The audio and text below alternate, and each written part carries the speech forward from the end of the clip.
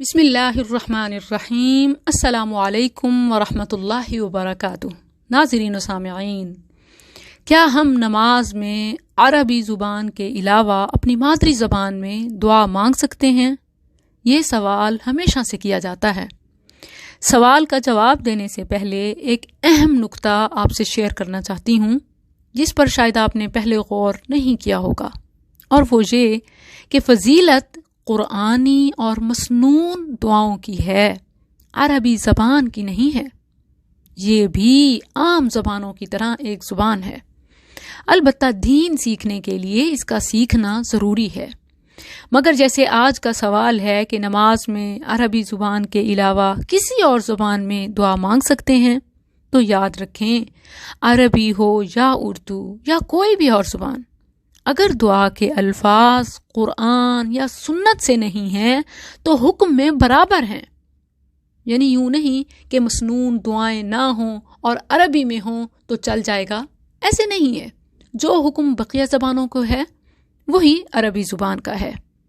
خود آسمانی کتابیں جتنی بھی نازل ہوئیں ساری عربی میں نہیں تھیں، بلکہ جس قوم کے لیے اتری انہی کی قومی زبان، مادری زبان میں تھیں۔ قرآن کریم میں ہے وَمَا أَرْسَلْنَا مِن رَّسُولٍ إِلَّا بِلِسَانِ قَوْمِهِ لِيُبَيِّنَ لَهُمْ، ہم نے جو بھی رسول بھیجا اس قوم کی زبان سے بھیجا تاکہ انہیں اچھی طرح سمجھایا جا سکے۔ میرا پوائنٹ اگر آپ نے سمجھ لیا تو سوال کی نوعیت تبدیل ہو چکی ہے۔ سوال پہلے تھا کہ ہم نماز میں عربی زبان کے علاوہ اپنی مادری زبان میں دعا مانگ سکتے ہیں، اور سوال اب یہ ہے کہ کیا نماز میں قرآنی اور مسنون دعاؤں کے علاوہ اپنی زبان میں دعا مانگ سکتے ہیں؟ تو آئیے دیکھتے ہیں۔ کچھ علماء کہتے ہیں کہ مسنون دعاؤں کے علاوہ کسی زبان میں دعا مانگنا جائز نہیں، اور وہ صحیح مسلم کی حدیث کا حوالہ دیتے ہیں کہ نبی کریم صلی اللہ علیہ وسلم نے فرمایا ان هذه الصلاة لا يصلح فيها شيء من كلام الناس انما هو التسبيح والتكبير وقراءة القرآن۔ نماز لوگوں کی باتوں کے لیے نہیں ہے، بلکہ تسبیح، تکبیر اور تلاوت قرآن کے لیے ہے، لہٰذا اپنی زبان میں دعا مانگنا جائز نہیں۔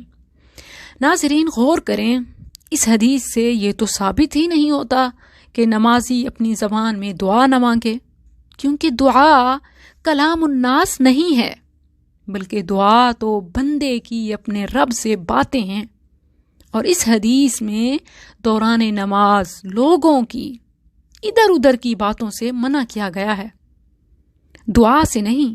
جیسا کہ ایک اور حدیث میں ہے کہ ابتدائے اسلام میں باہر سے جب کوئی آتا تو نمازی کو سلام کرتا تو نمازی نماز میں ہی ہاتھ کے اشارے سے جواب دیتا، ہاتھ ہلا دیتا، اور پھر بعد میں اس سے بھی منع کر دیا گیا کہ ہاتھ ہلانا بھی جائز نہیں ہے، نماز میں کسی قسم کی انٹریکشن نہیں ہونی چاہیے۔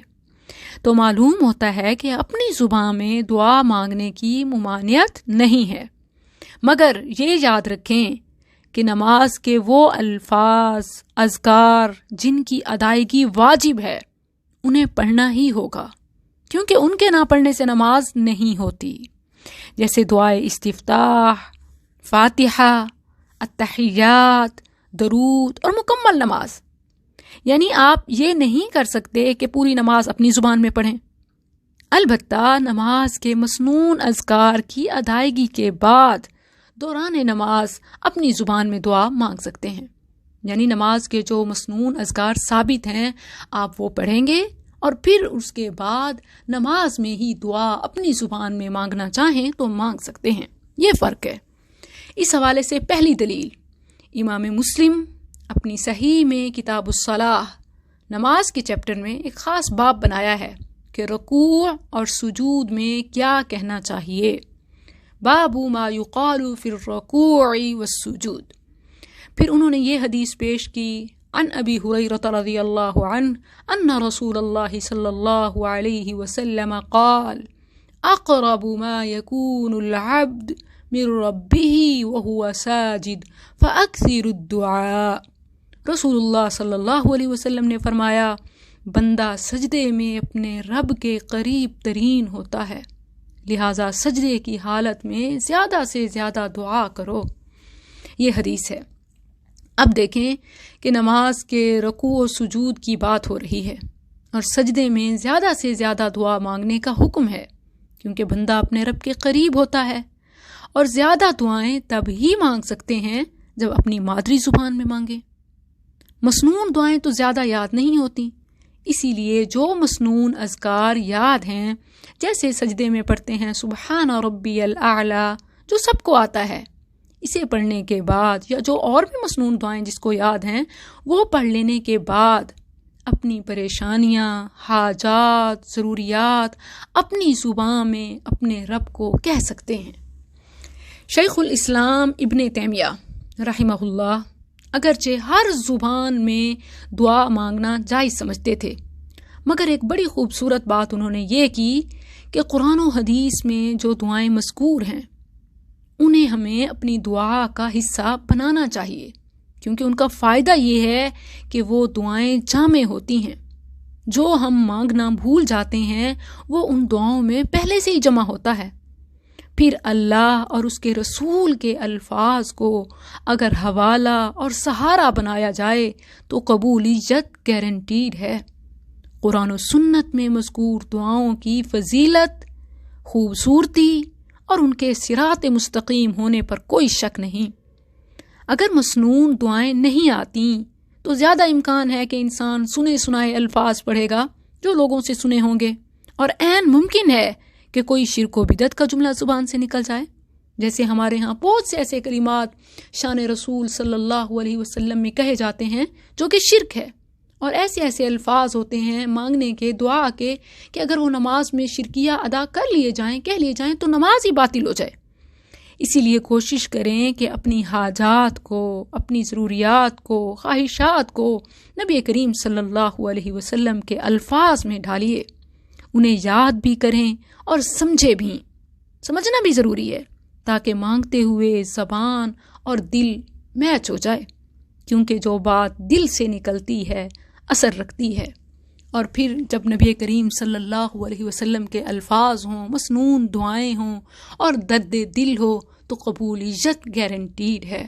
لیکن اگر تھوڑی مختصر دعائیں یاد ہیں اور ابھی دل نہیں بھر رہا، مانگنا کچھ اور ہے، تو سجدے میں، تشہد میں اپنے رب سے مانگیے، کیونکہ جس طرح سجدے میں مانگنے کا حکم دیا گیا کہ زیادہ مانگو بندہ اپنے رب کے قریب ہوتا ہے، بالکل اسی طرح صحیح حدیث میں، صحیح مسلم کی حدیث ہے، رسول اللہ صلی اللہ علیہ وسلم نے اختیار دیا کہ جب نماز مکمل ہونے والی ہے، تشہد بھی پڑھ لیا ہے، التحیات، درود ابراہیم، تو پھر بندے کے پاس اختیار ہے کہ فَلْيَتَخَيَّرْ مِنَ الدُّعَاء مَا شِئْتَ مَا شَاءَ، کہ جو بھی دعا اپنے رب سے مانگنا چاہے اس وقت مانگے، کیونکہ نماز کے بعد ہاتھ اٹھا کر بیٹھنا تو وہ ویسے عام آپ مانگیں نہ مانگیں برابر ہے، لیکن نماز میں مانگنا افضل ہے۔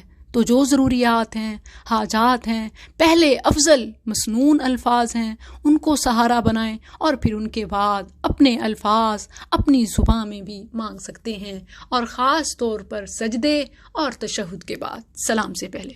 السلام علیکم۔